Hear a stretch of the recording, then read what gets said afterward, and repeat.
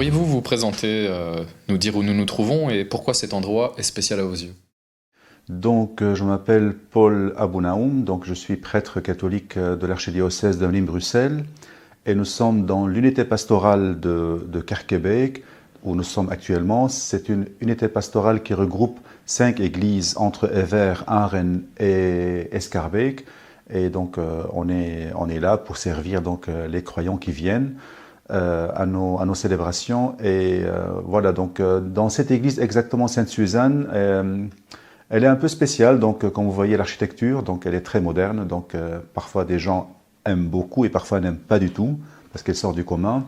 Et l'emplacement des chaises à l'intérieur, l'autel, comme vous avez vu, en fait c'est un peu plus, je dirais, une nouvelle tendance dans l'Église catholique, c'est plutôt une forme communautaire, c'est que tout le monde se voit, il n'y a pas le prêtre au milieu et les gens derrière, donc c'est une sorte de spiritualité un peu plus, je dirais, post-Vatican II, qui est mis en place ici depuis longtemps, et ça fait une attirance pour les gens qui cherchent Dieu de cette manière.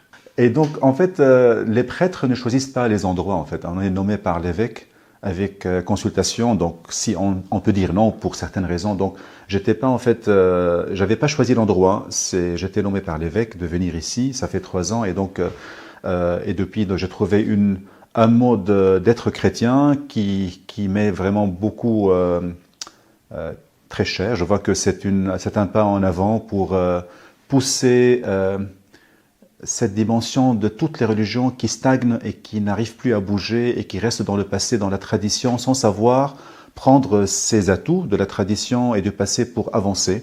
Et j'aime bien cet endroit parce qu'ici à Sainte-Suzanne, il y a quand même une vraie liberté des enfants de Dieu, ce qu'on appelle ça dans l'Évangile. On n'a pas peur de parler, de dire nos idées et de partager, échanger. Voilà. Ce qui n'est pas présent dans toutes les paroisses et dans toutes les églises et dans tous les pays. Donc la Belgique, surtout que je suis d'origine libanaise, donc c'est une église très vivante, église, j'aime pas le mot progressiste, mais voilà, pour dire le mot très connu, c'est une église qui accepte, qui essaie d'avancer et qui fait des pas quand même très remarquables, notamment avec notre nouvel archevêque Luc Terlinden, avec un rôle beaucoup plus pour la femme, pour les laïcs, un partage du pouvoir, donc, et on voit ça dans Sainte-Suzanne de façon très visible. Je suis Florence Verbruggen, paroissienne, mais aussi co-responsable ici de l'unité pastorale du Kerkebeek, avec l'église Sainte-Suzanne, qui est une église importante, parce qu'elle est un lieu de rassemblement pour les grandes messes, les messes en unité pastorale. Ce lieu est important parce qu'il est un lieu où je trouve le Dieu vivant, le Seigneur qui est présent, mais aussi c'est un lieu donc de recueillement et de paix, et comme je disais, un lieu de rencontre pour les habitants du quartier, mais aussi d'autres habitants, parfois d'autres communes, qui viennent aussi prier, se recueillir, célébrer. Je pense même que pour des personnes non croyantes, c'est aussi un lieu emblématique dans le quartier, un point de référence. On ne se rend pas compte, mais quand on parle de détruire une église, c'est souvent ceux-là qui vont encore plus élever la voix. Parce que peut-être que les chrétiens savent que le Dieu vivant, il ne se trouve pas que dans des pierres, mais aussi dans les personnes.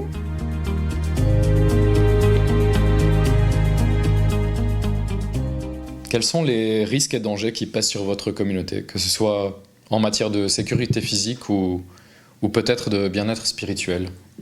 Alors, des dangers au niveau physique, il n'y a rien de grave ou bien de particulier à signaler. Donc, du vol ou bien parfois des gens qui entrent pendant certaines célébrations mais qui ne savent pas se comporter vu qu'ils ne connaissent pas les codes chrétiennes pendant les célébrations. Mais ça, c'est pas un danger, c'est juste des petits quoi qui arrivent. Mais danger, je dirais attentat ou bien attaque physique, rien n'est signalé, même au niveau de la sécurité de l'État. Contre les églises catholiques, il n'y a pas, voilà. Danger spirituel, bah évidemment, donc on fait très attention à qui vient à l'église, qui vient parler, qui vient échanger, qui vient donner son avis pour protéger nos fidèles d'éventuelles idéologies religieuses ou bien dangers spirituels, des idées qui viennent, notamment de cette tendance qui frappe toutes les religions, c'est que on glorifie le passé et on méprise la modernité. Donc ici à Kerkebek, on essaie d'encadrer que non, la vie est belle, Dieu est là, et Dieu agit dans ce monde et on accueille ce qu'il y a de tout.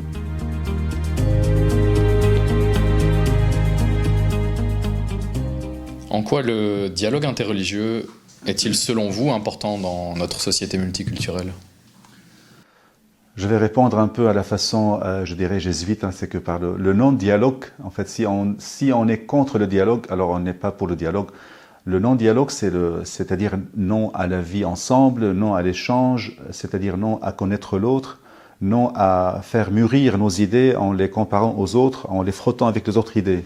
Donc du coup, le dialogue, pour moi, c'est très important parce que ça aide à connaître moi-même, connaître ma religion, ma foi, échanger avec les autres, échanger avec la personne qui croit différemment et qui vit différemment parfois.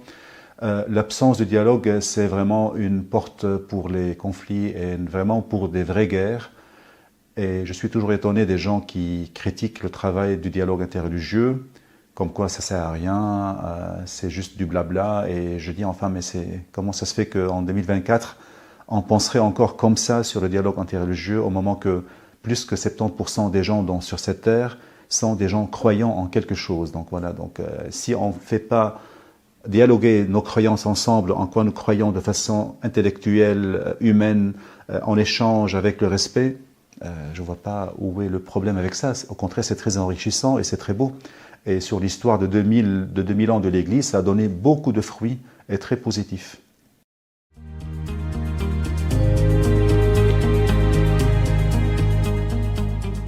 En quoi votre lieu de culte contribue-t-il positivement à la société? Et quel message aimeriez-vous faire passer à ceux qui ne vous connaissent pas?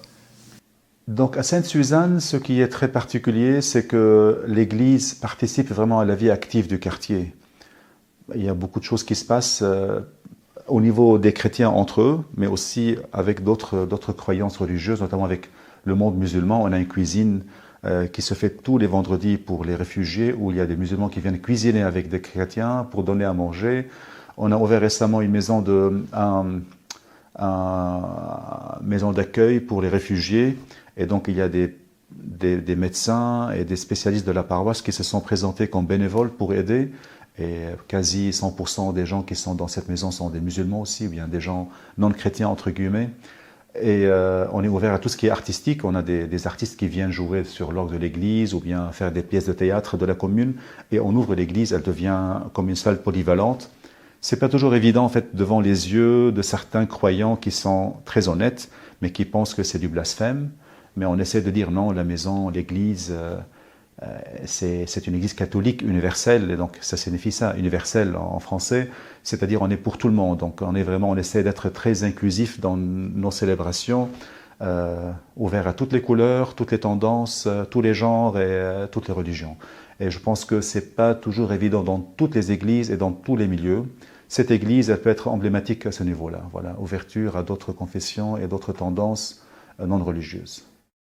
Mais les orientations pastorales donc de l'unité pastorale sont le bien, le beau et le vrai. Et je pense vraiment qu'en Église, on peut vivre ces trois dimensions. Le beau, c'est une œuvre d'art, qu'on apprécie ou pas selon son goût. Le bien, on vit la solidarité dans nos églises. C'est un lieu d'ouverture à toute personne et j'espère donc de disponibilité. Et le vrai, oui, une parole vraie peut être dite aussi dans cette église. Alors personnellement, ce que je vis et ce que j'espère transmettre, c'est peut-être cette surabondance de vie qu'on y reçoit, une contagion d'existence. Je pense que c'est ça que je vis en tant que chrétienne quand je viens communier à d'autres et au Dieu vivant.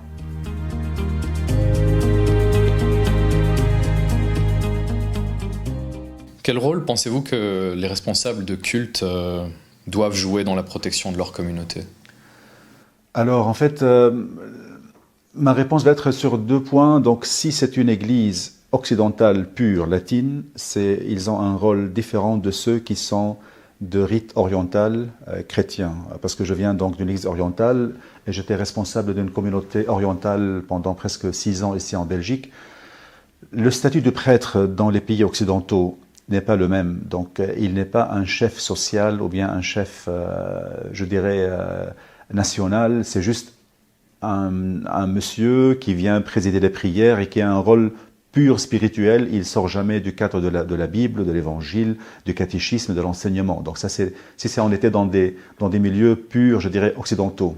Mais quand on vient des églises orientales, de l'Orient, de toutes sortes, le prêtre n'est pas seulement un statut simple religieux, c'est vraiment un chef de la communauté.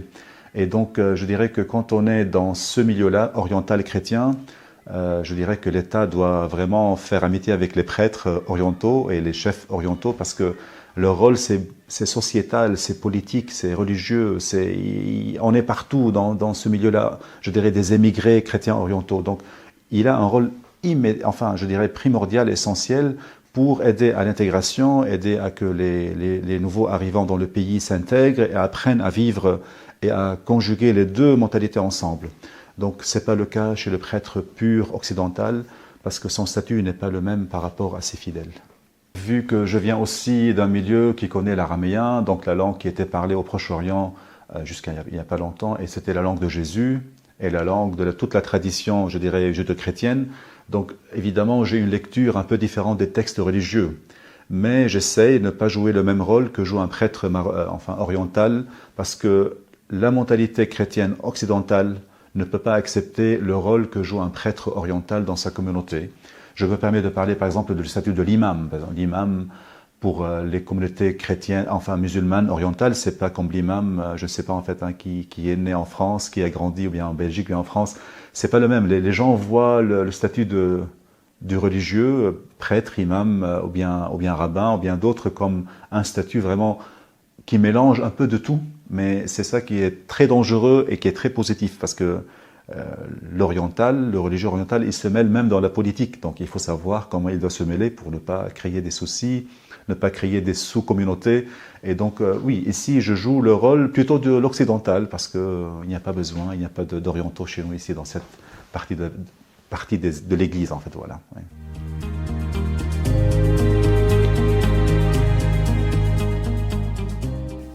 Enfin, quel conseil aimeriez-vous donner aux autres lieux de culte, que ce soit les autres églises ou même aux autres confessions, que ce soit sur les questions sécuritaires ou dialogue? Est-ce qu'il y a un conseil que vous aimeriez leur donner?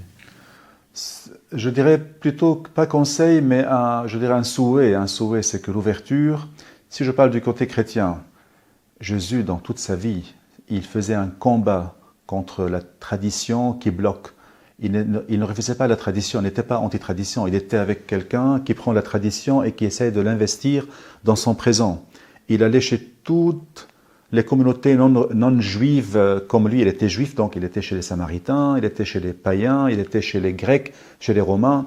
Il n'a pas fondé une communauté communautariste, au contraire, il était gêné du fait que ses disciples, les 12, n'étaient pas assez ouverts à la compréhension, à l'ouverture. Comme Pierre, par exemple, donc le chef des apôtres, on raconte qu'il refusait de manger de ce qu'on lui donne parce qu'il avait peur de tout ce qui est cachère, non cachère. Jésus donc n'était pas les disciples, ou bien l'acte des apôtres raconte qu'il a eu un songe et l'ange de Dieu qui est apparu pour dire mange de tout. C'est pas ça qui entre qui est mauvais, mais ce qui sort qui est mauvais. Donc vous voyez, donc c'était quelqu'un qui essaie de casser les murs. Donc j'espère qu'on soit des chrétiens au moins respectant cet aspect de la vie de Jésus qu'il a fait et ouvrant les portes aux différents, à ce qui n'est pas pareil, à l'affrontement des idées, aux disputatio, donc des disputes, mais disputes dans le sens philosophique entre les idées, parce que ça apporte beaucoup de bien et et le monde en a besoin. On a besoin de casser les frontières et pas faire des frontières et des murs autour de nos églises.